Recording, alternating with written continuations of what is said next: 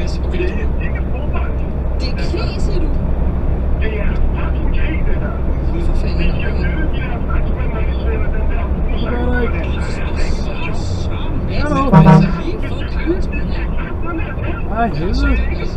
Men så ved du hvad? Det synes jeg, du skal ordne hjemme på banen. Og så gør vi noget. Og så tager vi det derfra. Og så kan det være, at jeg vælger at sige noget til min farfars 52 års fødselsdag. Okay. Ja, nu for helvede. Hvad der sker videre i den her sag. Pernille, tusind tak, fordi du var med. Du var mega modigt af dig.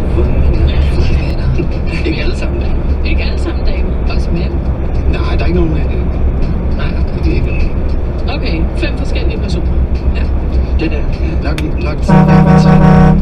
Hey! Mystisk omkring det, men Ja, men det er fordi, det er kompliceret, og sådan nogle gange noget i byen. Og... ja, så må du holde dig op. Hvad skal det? Og jeg sidder sådan og venter på en reaktion fra Sorup, træneren for FC Midtjyllands side af, at hvornår man begynder måske at komme op og være en lille smule mere. Ej, helvede. Lige nu, der synes jeg virkelig, at man